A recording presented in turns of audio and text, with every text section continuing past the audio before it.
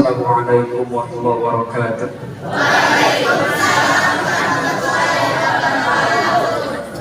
Assalamualaikum warahmatullahi wabarakatuh.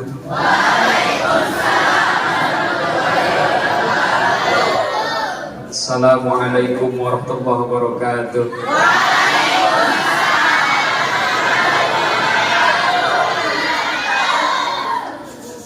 Selamat pagi.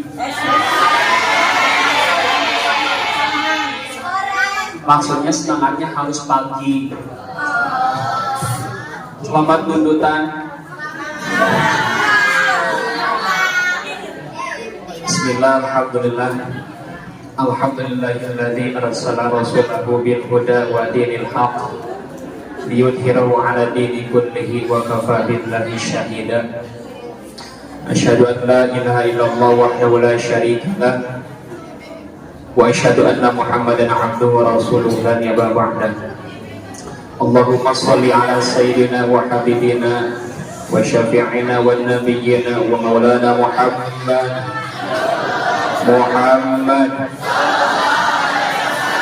wa ala alihi wa sahbihi ajma'in, amma ba'du. Jamaah siswa-siswi hadir, masih satu alam. Ada yang sudah pindah alam? Cung yang tidak ada.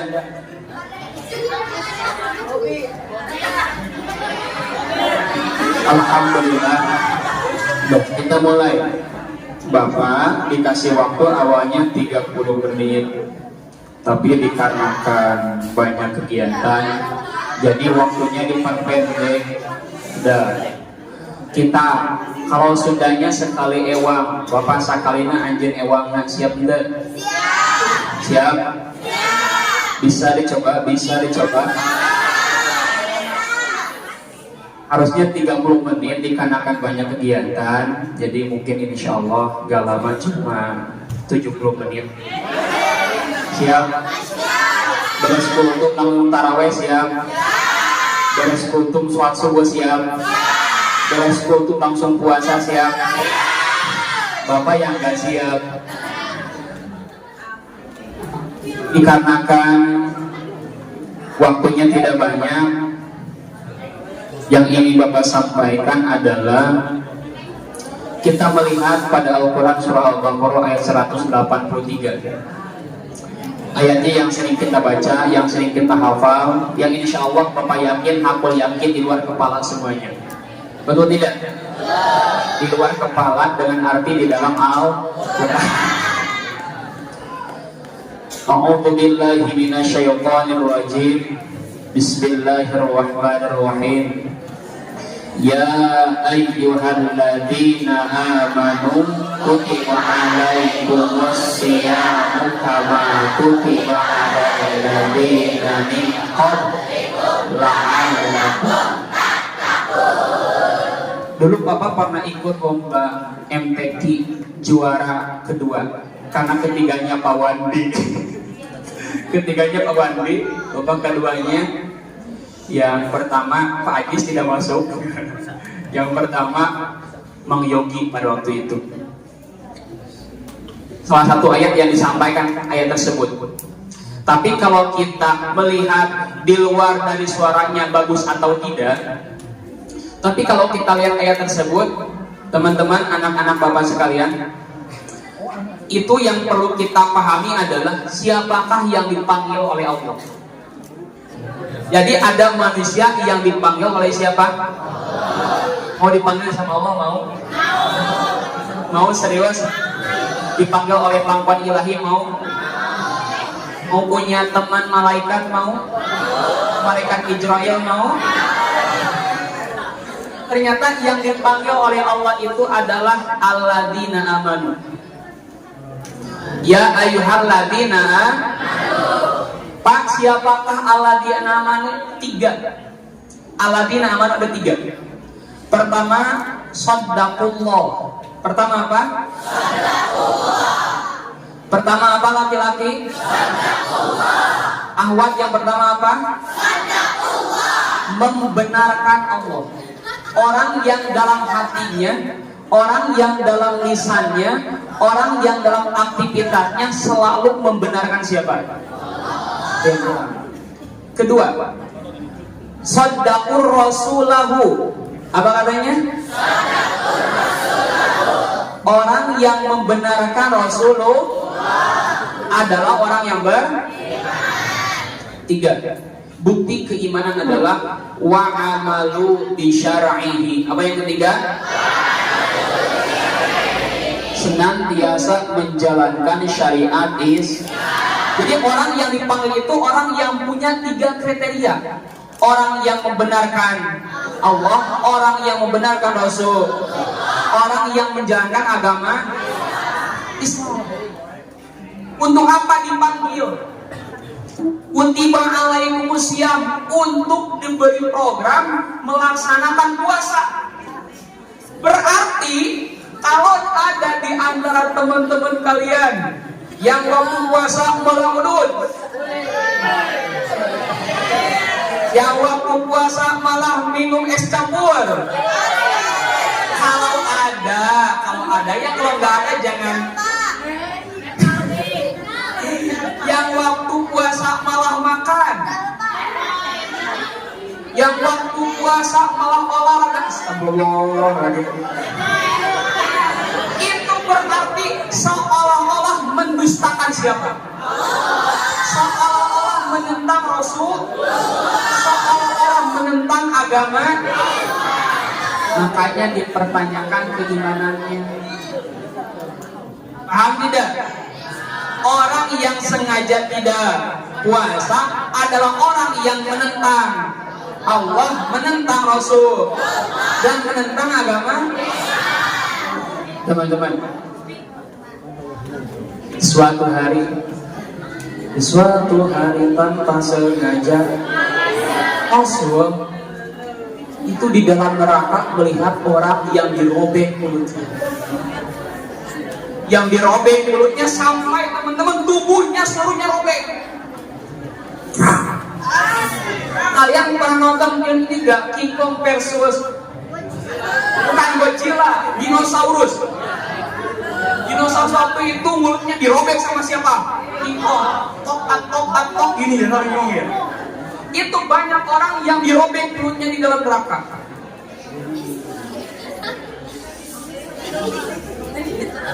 Rasul pun bertanya sama Besti kepada Jibril, ya Jibril itu siapa? Kata Jibril, itu adalah orang yang ketika puasa suka minum es campur. Adalah orang yang sengaja tidak berpuasa.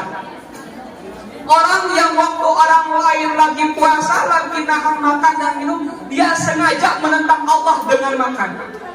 Maka dalam neraka setiap saat mulutnya akan dirobek. Sementara teman-teman, na'udhu, astagfirullah, ya Allah. Sementara kita lanjutkan ayatnya. Kenapa kita diwajibkan puasa? La'allakum tattaqun, supaya bertakwa. Apa takwa?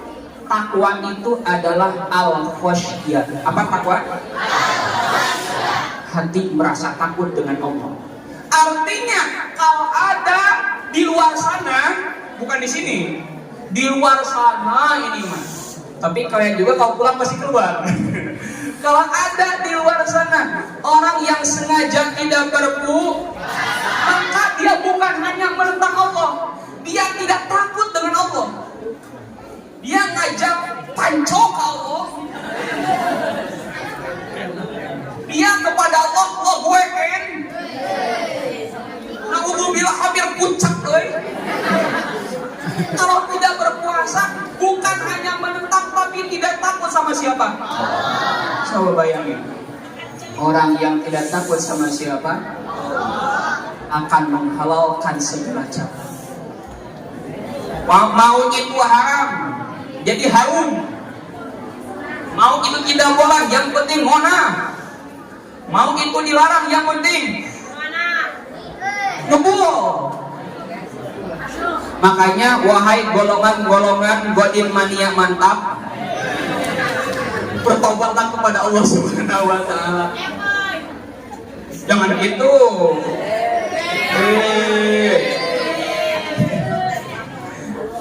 Biasanya yang paling berisik dialah pelakunya, orang yang soleh. Dan yang soleh. Dan dengerin teman-teman. Mulut kita akan dikunci. Kita tidak akan bisa membela diri kita di hadapan Allah. Yang akan ngomong, yang akan bicara adalah tangan kita, kaki kita, telinga kita. Makanya dulu ada sedikit syairan, tapi jangan didengarkan suaranya. Tahu almarhum Kristen enggak? Ada satu bait yang lumayan populer.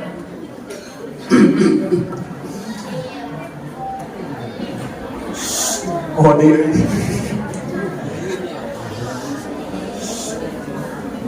apa baitnya ya? Akan datang hari, tahu enggak? Mulut dikunci, kata tak ada lagi. Tahu kan ya? Akan tiba masa tak ada suara dari mulut kita. Oh enggak? Tangannya jangan di atas. Yang di belakang bisa bersuara. Mulut kita akan dikunci. Siapa yang ngomong, Pak? Berkata tangan kita. Tangan kalian yang suka ngambil jam setengah 2 malam misalkan, yang suka menjepit udut ketika puasa, yang suka mempermainkan sesuatu, itu akan ngomong, ditanya sama Allah. Coba lihat tangan-tangannya yang bodoh mana. Itu orang yang punya penyakit bodoh adalah orang yang penyakitan. Teman-teman, makanya walaupun waktunya singkat, yang mau Bapak sampaikan sama kalian, Allah itu menggenggam nyawa kita. Coba kebayang, gak ada orang lagi puasa, cekrek-cekrek,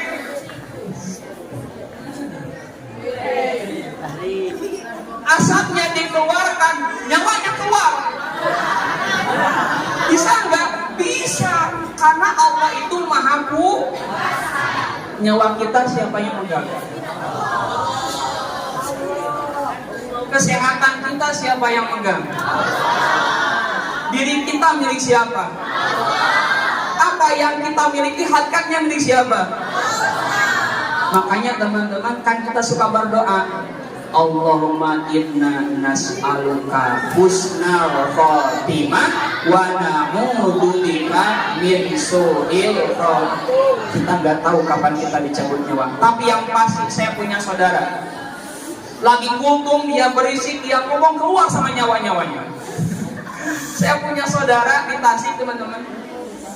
Apa yang terjadi? Aneh bin ajaib. Dia lagi nonton TV, ini bukan bohong. Ini bukan cerita fiktif belaka. Dia lagi nonton TV, lagi mindahin channel, nyawanya pindah ke alam kubur. Ada yang kayak gitu. Saya punya teman waktu mondok, orangnya agak rakus. Dia pelit sama temennya. Kalau bikin tuna dijenguk, semangka dibawain, timbal dibawain. Itu dalam lemarinya kalau dibuka ada notifikasi, selamat datang di Indomaret. Ada yang bisa kami bantu? Saking banyaknya jajanan. Tapi apa yang terjadi? Lihat, kalau temannya bikin tunan, dia pangribusna kalau bahasa Inggrisnya. Dia makan makanan temannya, ada lengkeng dimakan, rambutan dimakan, timbul dimakan, semuanya dimakan sampai dia sakit perut. Apa yang terjadi? Dia sakit perut, berangkat ke WC, pengen BAB, dia merosotin celananya, dia ngagok, teman-teman ternyata keluar semua makanan yang ada di perutnya, dia meninggal. Siapa yang tahu dia meninggal? Gak ada yang tahu.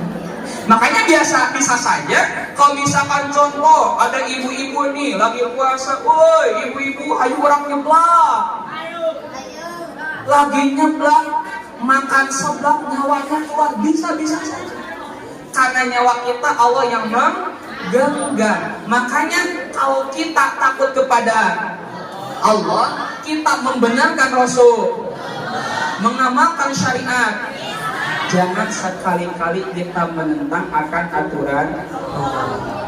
Terakhir teman-teman, puasa Ramadan itu adalah rukun Islam. Betul tidak? Nomor keberapa? Nomor ke syahadat sholat. Puasa ketiga, pertama syahadat, dua, tiga, empat. Puasa 3 tambah 1 berapa? 4. Artinya kalau misalkan kita sudah berani tidak puasa Ramadan, kitalah yang menghancurkan agama Islam. Dipertanyakan keislamannya. Ada 2 konsekuensi orang yang tidak puasa Ramadan. Pertama, dia kafir. Dengerin. Pertama, dia kafir. Yang kedua, dia fasik. Kafir orang yang menentang agama Allah, orang yang keluar dari agama Islam. Na'udzubil mana? Orang yang tidak puasa Ramadan karena dia menentang aturan Allah, menentang kewajiban puasa, maka kafir. Ada yang kedua, fasik. Woi ibu-ibu itu biasanya ngobrolnya suka bisik karena mulutnya punya 2. Betul nggak? Yang atas dan yang bawah ada berapa? 2. Dengerin. Yang kedua adalah fasik. Fasik itu orang yang rusak agamanya. Fasik itu orang yang merusak Islam. Fasik itu orang yang senantiasa melawan agama Islam tapi sampai tidak murtad. Siapa?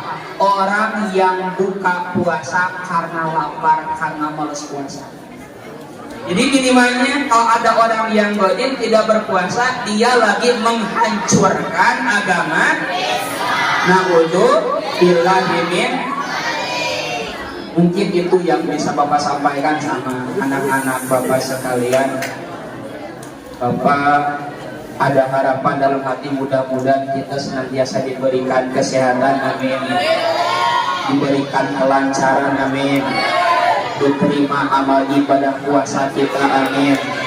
Menjadi anak yang soleh dan solehah, amin. Anak yang bisa membawa kebahagiaan untuk dirinya, keluarganya, dunia dan akhirat, amin ya Allah ya Rabbal. Kita tutup dengan doa satu jagat. Rabbana atina fid dunya hasanah wa fil akhirati hasanah wa qina adzabannar. Wassalamualaikum warahmatullahi wabarakatuh.